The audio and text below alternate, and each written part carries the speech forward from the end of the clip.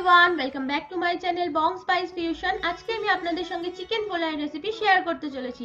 দেখতে পাচ্ছেন আমি 500 গ্রাম চিকেন নিয়ে নিয়েছি। চিকেনটাকে ম্যারিনেট করার জন্য 2 চামচ টক দই, 1 চামচ লবণ, 1 চামচ লাল লঙ্কার গুঁড়ো, 1 চামচ হলুদ গুঁড়ো এবং 1 চামচ গোলমরিচ গুঁড়ো দিয়ে আধ ঘন্টার জন্য ম্যারিনেট করে রেখে দেবো। আমি 2 কাপ পোলাও চাল নিয়েছি। ভালো করে ধুয়ে নিয়ে আমি 15 থেকে 20 মিনিটের জন্য চালটা ভিজিয়ে রাখবো।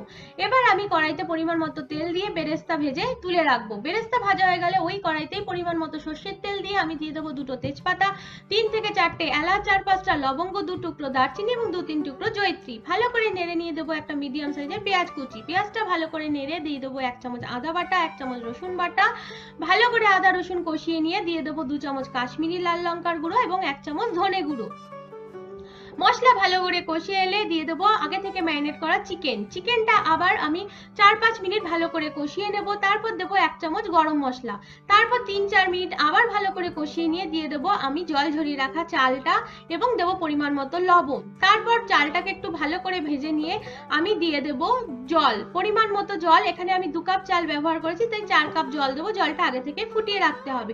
জল দিয়ে 10 মিনিট ঢাকা দিয়ে রেখে দেবো। 10 মিনিট পর ঢাকনা খুলে দিয়ে দেবো 3-4টে কাঁচা লঙ্কা, 1 চামচ চিনি, 1 চামচ গোলাপ জল এবং 1 চামচ কেওড়া জল। ভালো করে মিশিয়ে আবার 2-3 মিনিট ঢাকনা দেবো। ঢাকনা খুলে বেরেস্তা দিলেই রেডি হয়ে যাবে আমাদের চিকেন পোলাও।